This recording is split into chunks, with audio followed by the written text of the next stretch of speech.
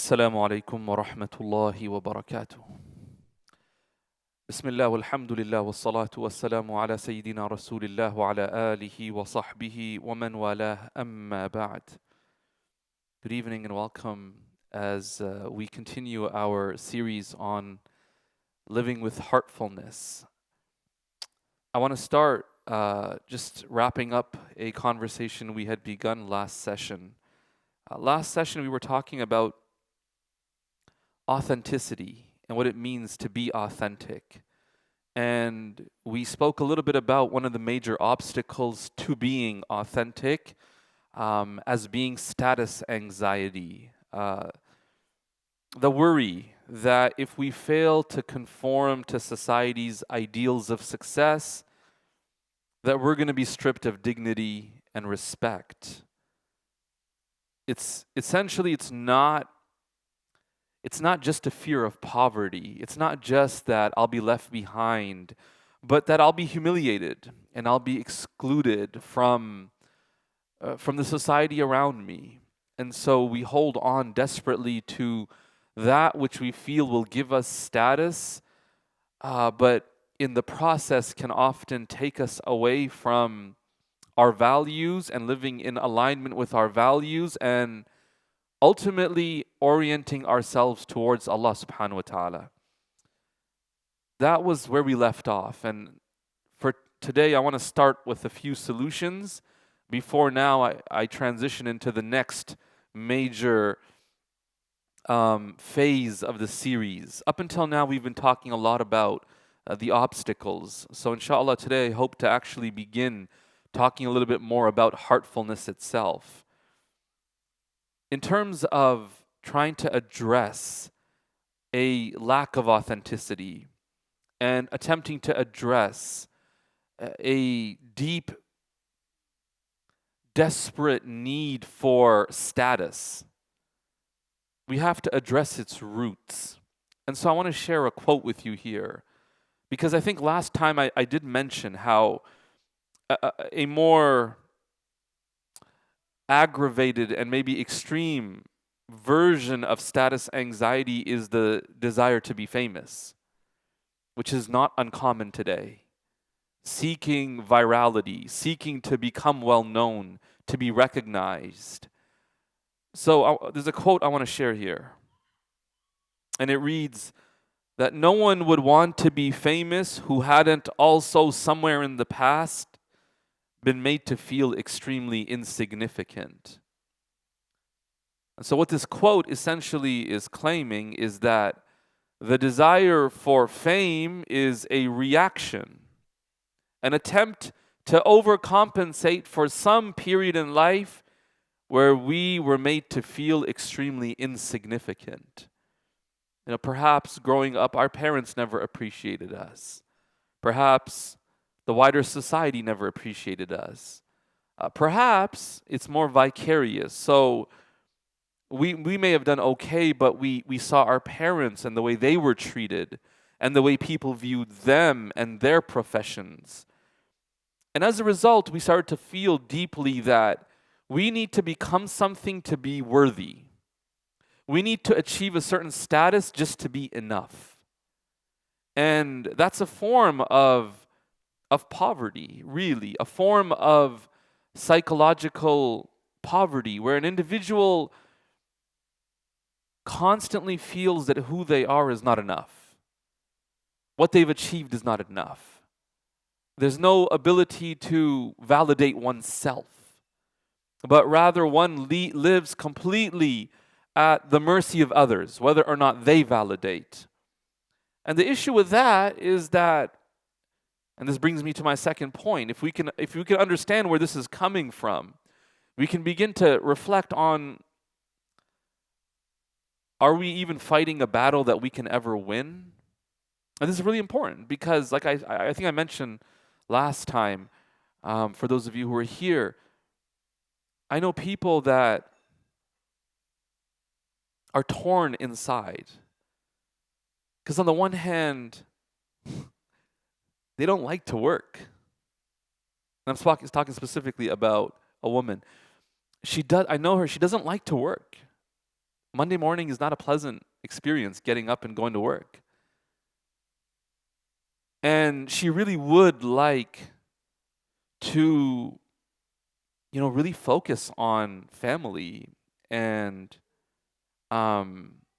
if God grants her children, on her children, and devote herself to her family, her, in modern day parlance, like to really lean into her feminine.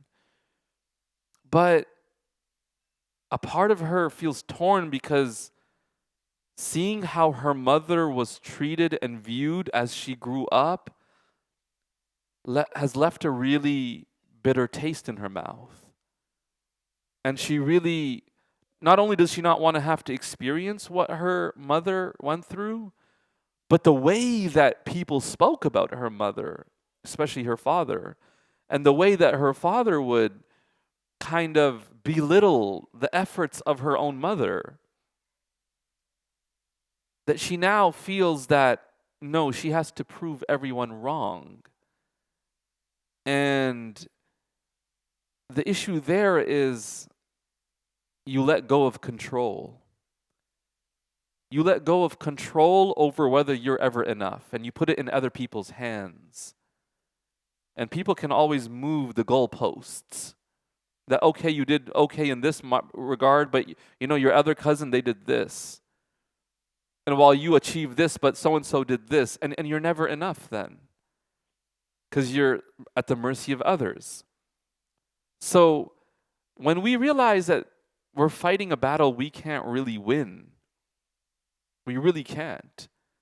And what happens when they do give you that validation? Let's say that's the win. They finally give me the validation. Are you satisfied? Or does a part of you feel really guilty that, wow, this whole time, I wasn't even doing what I was doing for myself. This whole time, I was doing it for them. And that feels it feels like a betrayal to yourself. That Allah has given me a life. He's given me my own identity, my own way of thinking and looking. But I put myself, I subjected myself to other people and said, you guys set the standards for me and I will jump through them. Why? Why would I do that for them? Who are they?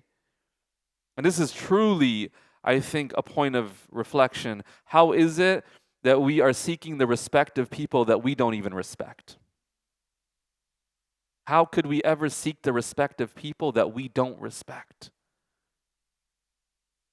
Now, I want to share a poem with you that I think is just so profound. It's in Arabic. I'll read it in Arabic first and I'll translate it. The poet, he says, ضحكت فقالوا ألا تحتشم بكيت فقالوا ألا تبتسم.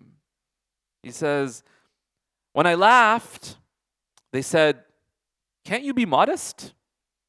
And when I cried, they said, don't you ever smile? He says, بسمت فقالوا يرائي بها عبست فقالوا بدا ما كتم. When I smiled, they said, hey, you're showing off. And when I frowned, they said, yeah, now you're showing your true colors. صمت فقالوا كليل اللسان نطقت فقالوا كثير الكلم. When I kept silent, they said, you have a feeble and cowardice tongue.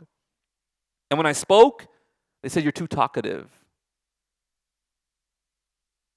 He says, حلمت فقالوا صنيع الجبان ولو كان مقتدرا لانتقم. When I was tolerant, they called it cowardice.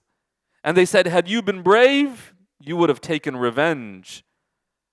بسلت فقالوا لطيش به وما كان مجترئا لو حكم.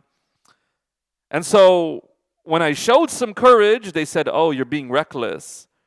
And that I wouldn't have behaved so if only I were poised.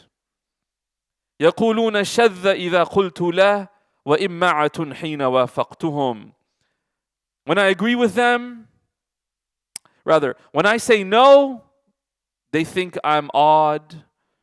And when I agree with them, they call me a blind follower. فأيقنت أني مهما أريد رضا الناس لابد من أن أذم. He says it became absolutely clear to me that no matter how hard I try, pleasing people will bring me nothing but accusations. How many of y'all feel that way? Right? You try to show some personality and they're like, oh, you're just showing off. You say, okay, fine, I'll show some adab, and they're like, oh, this person thinks they're better than us, they don't want to talk. Like, you can't win. That's what the poet's saying. When you put yourself at the mercy of other people's validation, you can never win.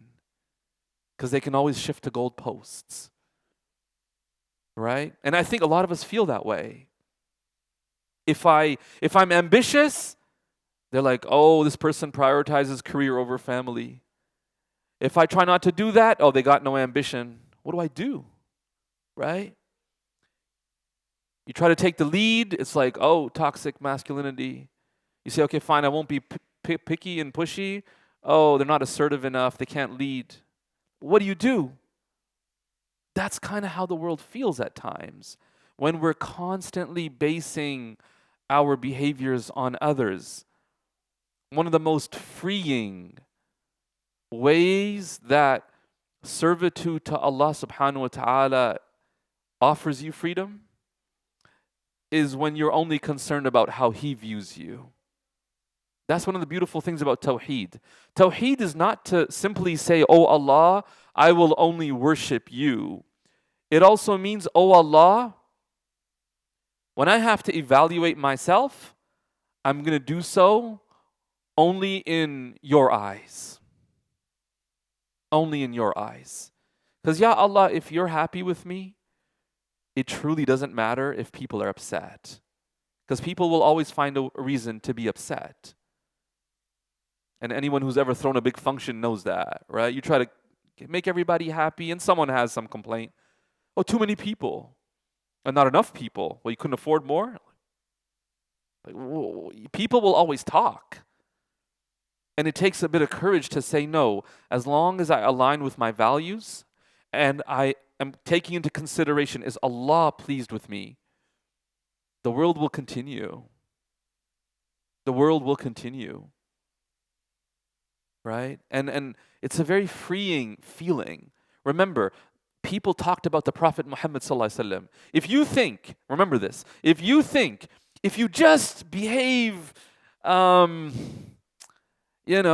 good enough, that finally everybody will be happy, never.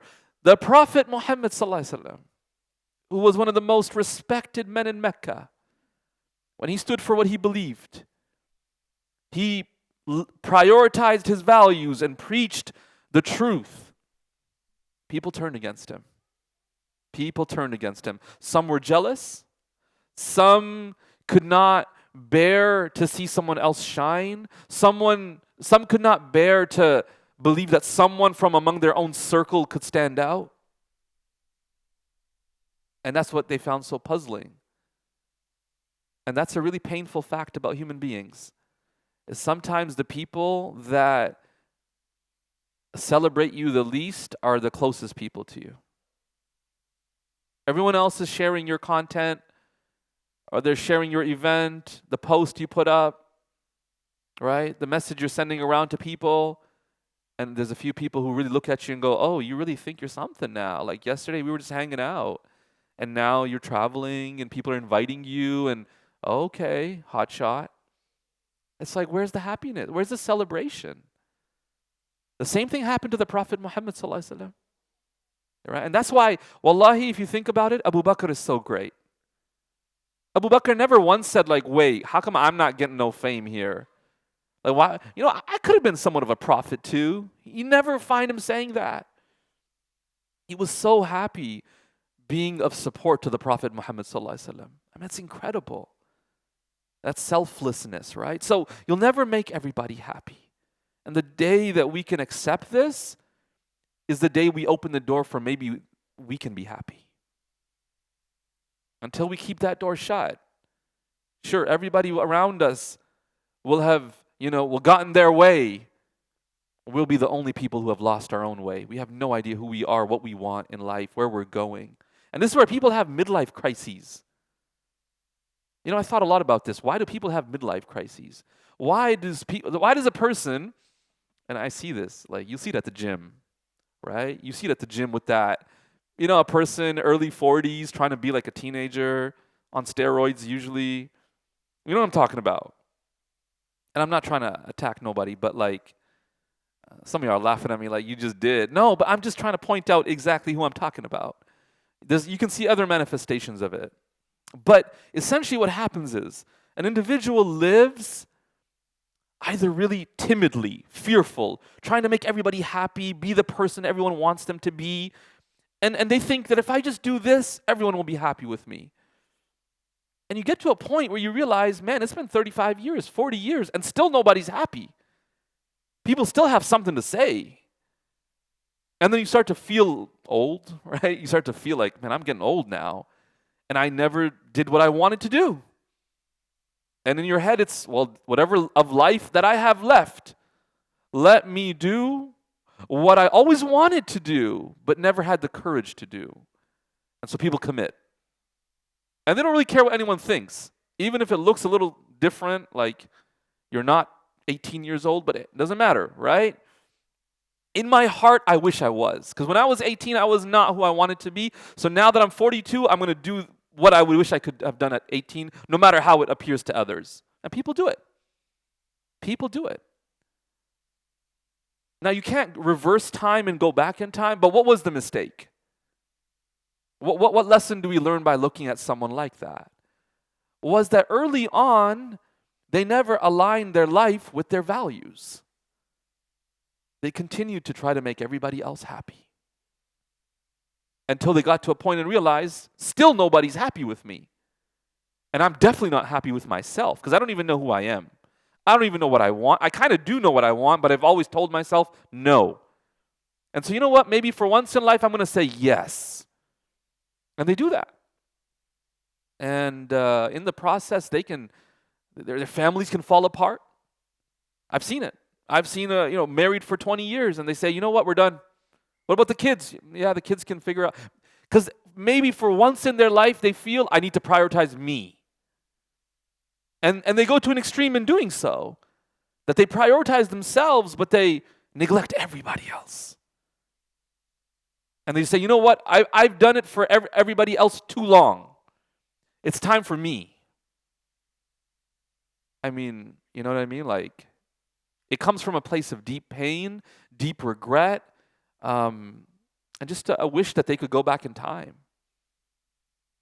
And that's why it's so important at this, as early as possible, to really investigate your values. So that later on in life, you realize you were not living for others and abandoning yourself. But you were living in a way that you truly believe in. That 10 to 15 years from now, you won't look back and go, man, why was I listening to them? Why did I care so much what they thought? Because a decision you make in alignment with your values, even if it doesn't always work out, you'll never regret it. Deep regret and guilt comes from when you act against your values. And we often do that to make others happy. We often do it for that reason. Because we feel that's the only way to earn their love and their validation. Now, another way that we can make it easier for ourselves to live in alignment with our values, to really be more authentic in the way that we've talked about what that means, is to surround yourself with people of integrity, and people of alignment. And the beautiful thing about those circles of friends and maybe even family, but such people energize you, rejuvenate you. You feel motivated. You don't leave necessarily drained. And even when you're slipping, they're actually the ones that catch you and bring you back. And that's the thing with many of us as we try to grow. I know we come out on Monday nights maybe to thrive, and we want to learn, and we want to get closer to Allah. And it's such a beautiful intention you're making. But maybe we're the one friend, or we are the two friends in the friend group that are coming to the masjid. We're going for halaqas, and we're trying to pray in the mosque maybe once or twice a week, and maybe we've made some intentions to kind of improve our character. And so we're trying to take steps in that direction. But if you do it long enough, it starts to become really awkward with your old group of friends if they're not moving in the same direction. And then the conversations become draining. Because maybe the conversations and the topics that used to be interesting, and you also used to be interested and take part in, they're no longer meaningful to you. And you might even feel like it's kind of a waste of time, or it's just negativity. And so now you want to move away from that. But it's hard. Because if you call it out, everyone goes, what? Okay, like we get it. You go to like a halaqah, like chill, like what happened to you? And so you're just like, okay, I won't say anything. So you just stay quiet. But then the whole time you're checking your watch, like, yo, like, I don't want to be here. But then you've been through so much with those friends. And you find yourself in a dilemma. But see, this is an example of, at a certain point, we talk about outgrowing a friendship. Maybe you're just moving in different directions. Even the term outgrowing can come across a little pretentious. It's like, I've grown and you haven't kind of thing. Maybe we're not saying that. We're saying maybe you just realize you're going in different directions. And you're trying to hold on. But as you move further and further apart, holding on becomes even more and more until you have to at some point break. And it can be lonely at times if you don't find a new circle of friends. But it's important that we surround ourselves with people that we would be ready to stand in front of Allah with. And that decision is made now. The people that we stand with today, we'll stand with them on the Day of Judgment. And that's I think, motivation enough for any of us to say, you know what? I love you, and we've been through a lot in life together, but it really seems you're going in a different direction. Maybe we can catch up from time to time, but maybe you can't be the same anymore. And if you ever need help, I'm there for you. And it's painful. These are sacrifices. Our Prophet Muhammad ﷺ made the same sacrifices. Remember that. As he would walk the streets of Mecca, understand that there were people that would look at him and be like, hey, invite him in. They loved seeing him. And overnight, as he would walk the streets of Mecca, people would sneer at him and take their kids, don't look at that man. That's a really strange man. And how that hurts to suddenly be shunned. Right? So you see those old friends are now posting where they went and you're not invited. Right? Because now you're different. And there's a sense of loneliness. It's tough. And that's why community is so important. But the Quran tells us, surround yourself with people of integrity. Because even if you don't have a huge group of people around you, even if you're not in a room that is full of people all celebrating and having a great time, but you're surrounded with people that you can be yourself with. And I don't think there's any substitute to being able to be yourself. Think about that. There is no substitute to being somewhere where you have the ability to just be yourself. You don't have to fake. You don't have to code switch. You don't have to perform. You're just you. You're enough. And the people around you love you for who you are. And the peace that will bring. So the Quran tells us, don't just try to be that person alone. Surround yourself with people. Because again, if you're going to conform to anyone's standards, just pick people whose values you align with. So it's good peer pressure. Right? Like it's good influence. You're like, great. That's what I need. Right? So people who will remind you, don't do it for me. People will say, you know what? But if you don't agree with that, that's totally fine. I won't pressure you to be someone you're not. Like that's a friend. A friend is someone who cares about your akhirah more than, your alliance with them, your allyship. who says, who will never put you in a position where you have to lie just to cover up their mistake. They will say, you know what? I messed up. I'm not going to ask you to cover up for me because that would be unfair.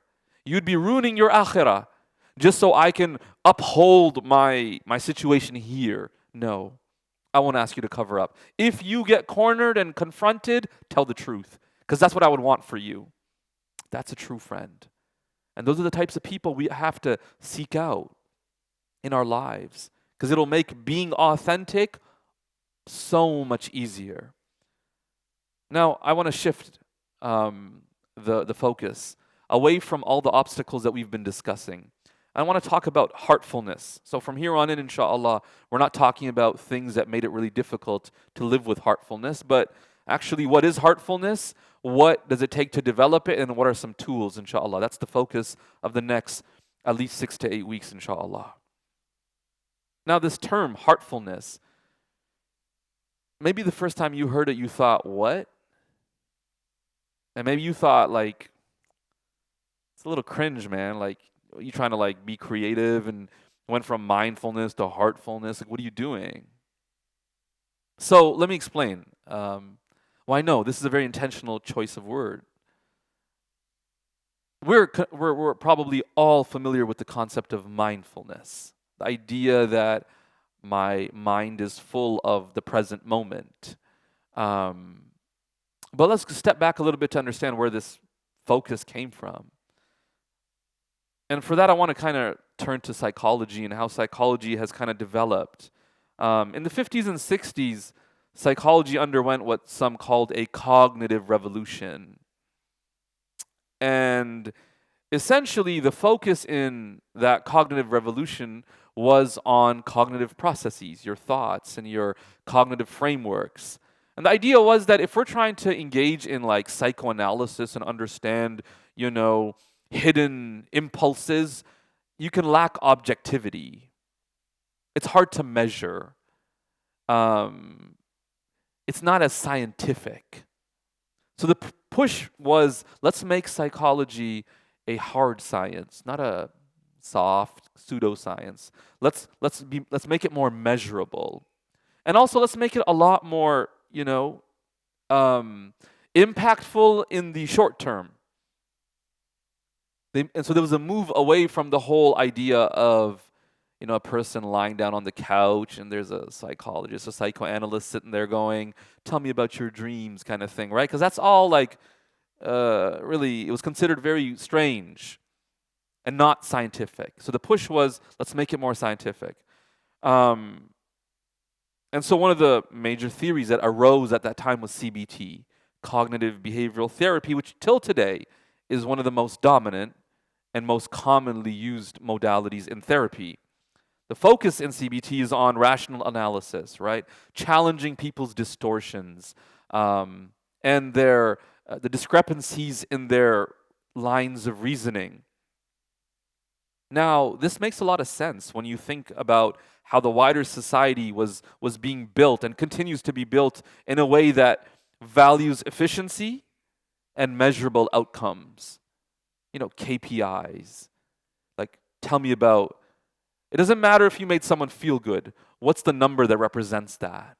Everything became about quantifiability.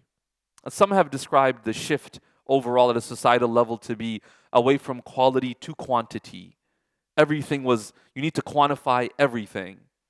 Quantify, on a scale of 1 to 10, rate your happiness, right? Like, that seems like such a normal question today.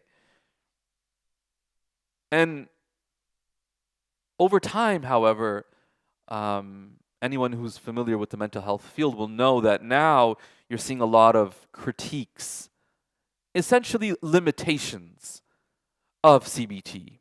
Some have described it as you're really just managing symptoms. You're policing people's thoughts. You're not really engaging in deep transformation.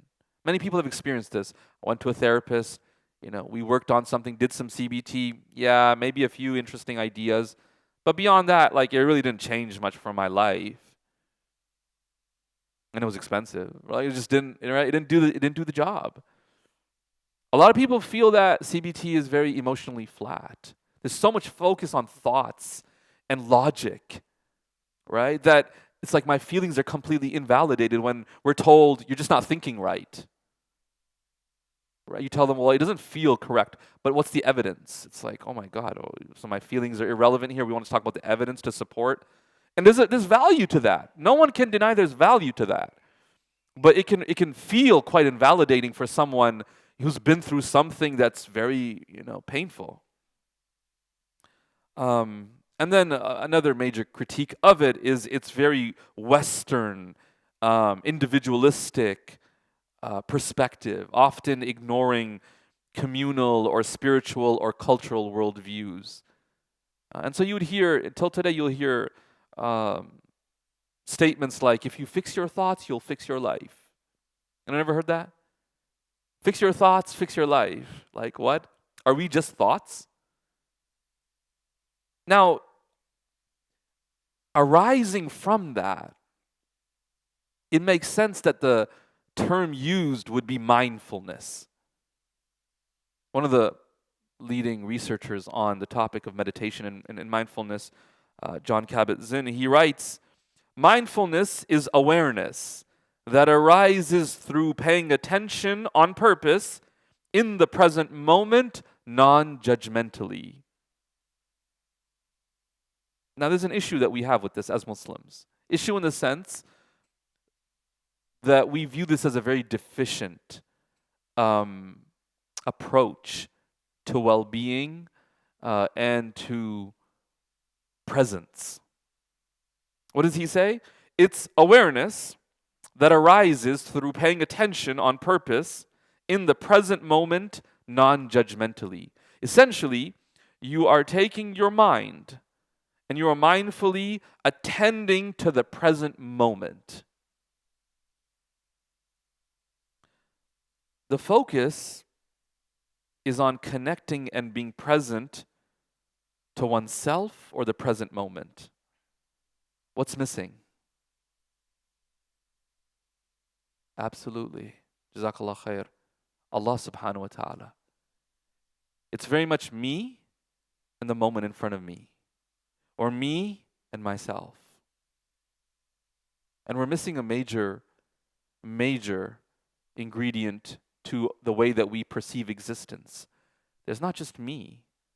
There isn't just a world around me, a cosmos, a universe. There is a creator of all of this.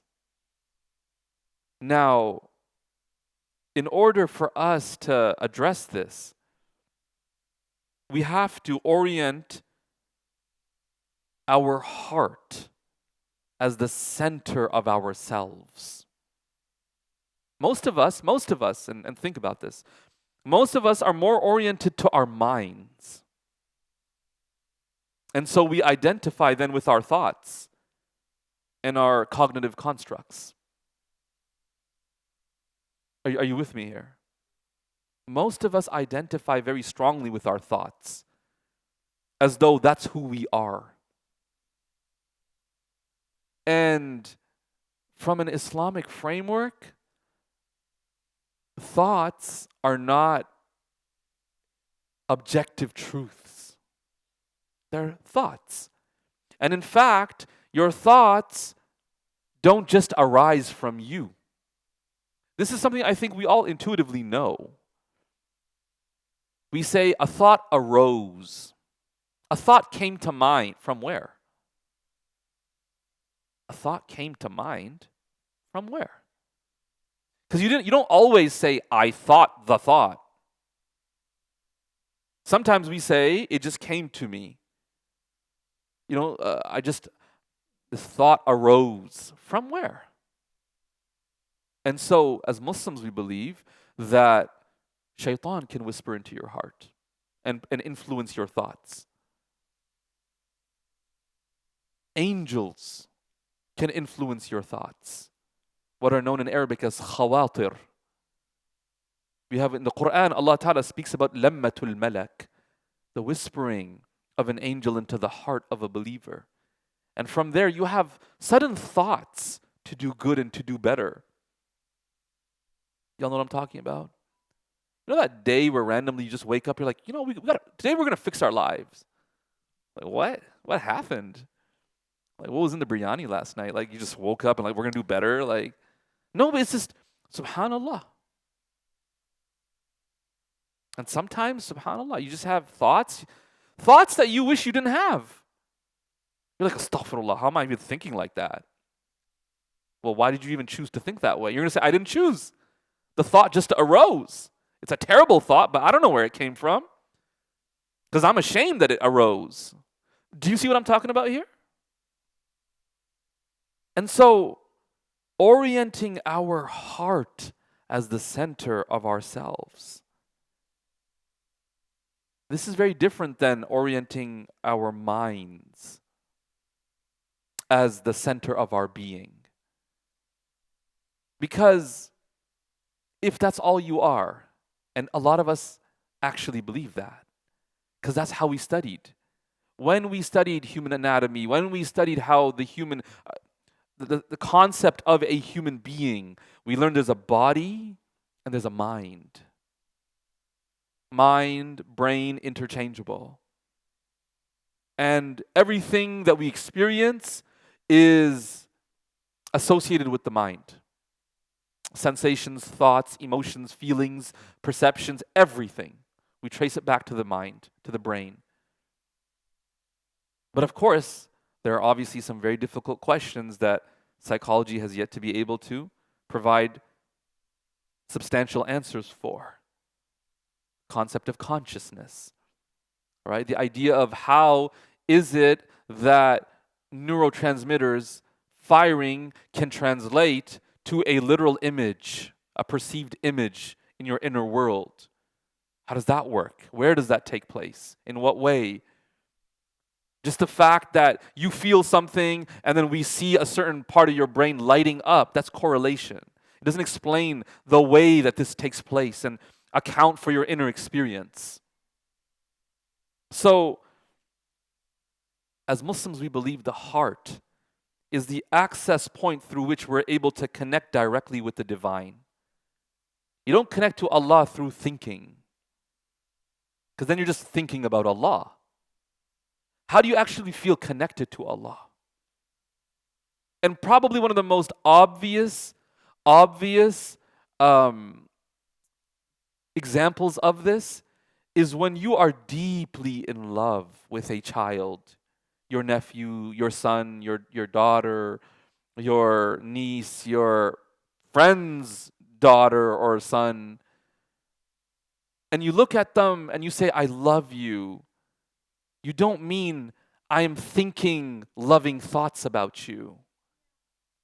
You mean there's something within me that's feeling deeply passionate towards you. And it's not always, see, with thoughts, you can often explain it. You can often explain it as in, well, I thought this thought, which led to this thought, and I concluded this conclusion. You can often kind of, calculate your way to a conclusion with thoughts. With feelings, you can't always do that.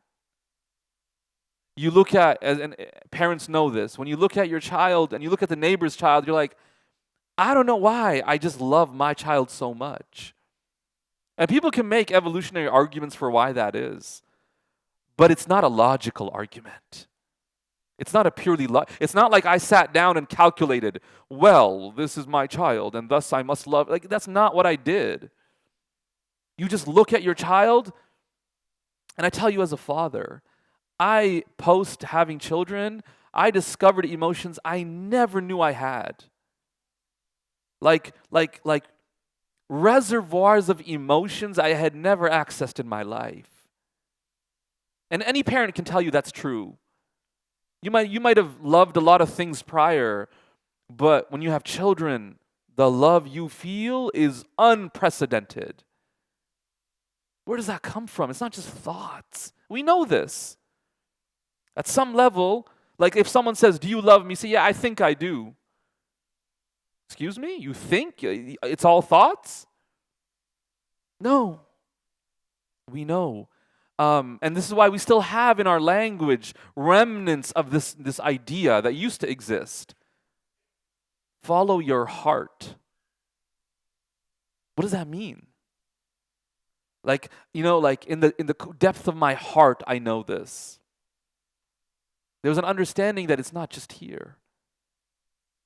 There's something spiritual about the human being, a spiritual heart, wherein ultimately the individual submits. That's where submission takes place, not in thoughts. Thoughts is processing. Because you could think something and know it and still not submit to it. No? We probably all know this. You could look at a piece of cheesecake, check the calories, go, yeah, no. I don't have capacity for this, calories-wise. Right? Hunger-wise, always, right? But like calories-wise, no. And you look at it and you calculate and you go, I shouldn't do it. And then you grab it. I just want to taste it. Done. Your thoughts were not enough to control your behavior. And this is probably one of the most frustrating things for people. Right? So they'll show up in the therapist's office, the counselor's office, and they will tell the therapist what's wrong with them. I'm here to tell you, I have this, I do this, I do this, I do that, but I don't know what to do with it.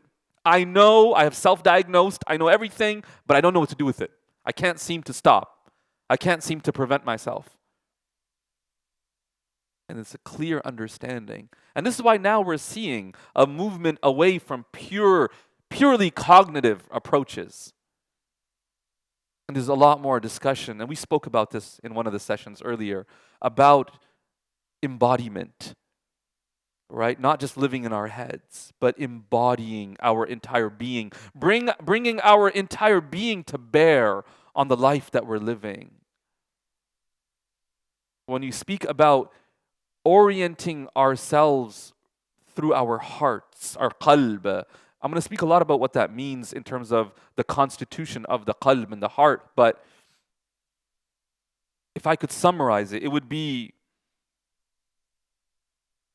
not just presence to the present moment. We're not talking about just being present in a way that I'm aware there's water there and I'm aware there's a little bit of warmth in my chest or something like that. No, there's a deeper presence to the existential reality of being servants of Allah. That Allah is watching us. And that divine commands are directed at us. And I want to give you an example, the closest analogy I could give. It's, you ever had a moment of clarity? It happens often after some type of like major incident in life. I don't have time. I would tell you a story about, but I'll just really briefly summarize. I had a friend in front of my eyes almost drowned. This was at a beach in Durban in South Africa. And he almost drowned. Literally, he told me afterwards he'd given up hope. He's like, yeah, I'm dying here. I'm not going to make it. So he just stopped fighting it, gave up. Went under. Luckily, a lifeguard swam in, pulled him out. And I remember for the longest time, this man was not the same guy. Like things moved him and touched his heart in ways that never did before. Do you get what I'm saying here? What changed? He still went on with life. What changed? It wasn't like he didn't know he's going to die. He always knew he would die, just like all of us will admit that we know we're going to die. What changed? It's how much clarity he gained and how he felt he had a second chance. And so inshallah, in the next week, we'll speak a little bit more about living from the heart with heartfulness, inshallah. May Allah Ta'ala grant us tawfiq. وصلى الله وسلم وبارك على سيدنا محمد وآله وصحبه أجمعين والحمد لله رب العالمين.